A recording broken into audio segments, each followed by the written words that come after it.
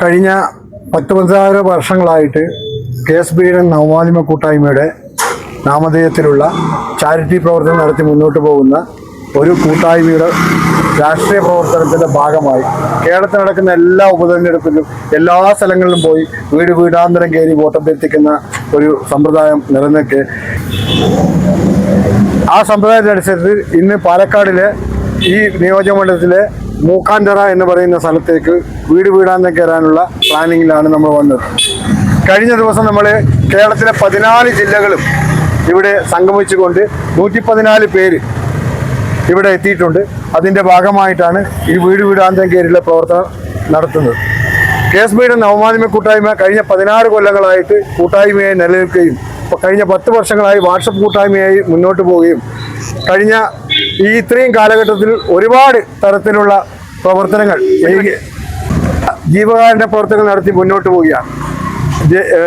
നിർദ്ധരായിട്ടുള്ള ജനങ്ങൾക്കും അതുപോലെ സംഭവിക്കുന്ന പല കാര്യങ്ങൾക്കും ഓരോരുത്തർക്കായി നമ്മുടെ പ്രവർത്തനങ്ങൾ ഏകീകരിച്ച് മുന്നോട്ട് പോകുന്ന ഈ പ്രവർത്തനത്തിന്റെ ഭാഗമായിട്ട് തന്നെയാണ് KSUദാരൻ്റെ പേരുള്ള നാമധേയത്തിൽ KS ബ്രിഗേഡ് നവമാധ്യമ കൂട്ടായ്മ ഈ തെരഞ്ഞെടുപ്പുമായി പാലക്കാട് ജില്ലയിലെത്തി ഈ പ്രവർത്തനം നടത്തിക്കൊണ്ടിരിക്കുന്നത്.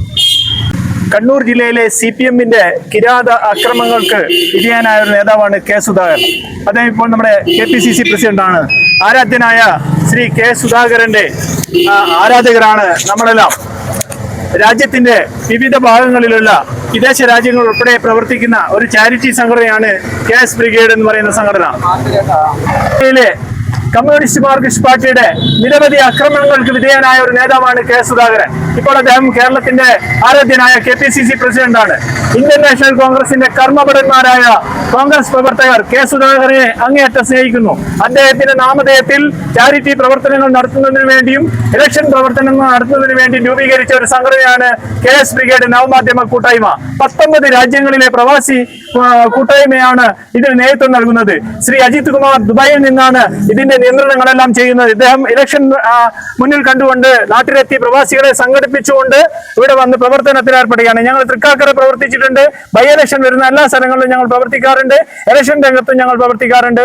ഇവിടെ പ്രവർത്തനങ്ങൾ ഊർജ്ജസ്വലമാക്കുന്നതിന് വേണ്ടി ഇവിടുത്തെ ഇന്ത്യൻ നാഷണൽ കോൺഗ്രസിന്റെ പ്രവർത്തകരോടൊപ്പം ചേർന്നുകൊണ്ട് കരുത്ത് പകരുന്നതിന് വേണ്ടിയാണ് ഞങ്ങൾ ഈ പ്രവർത്തനവുമായി മുന്നോട്ട് വന്നിരിക്കുന്നത്.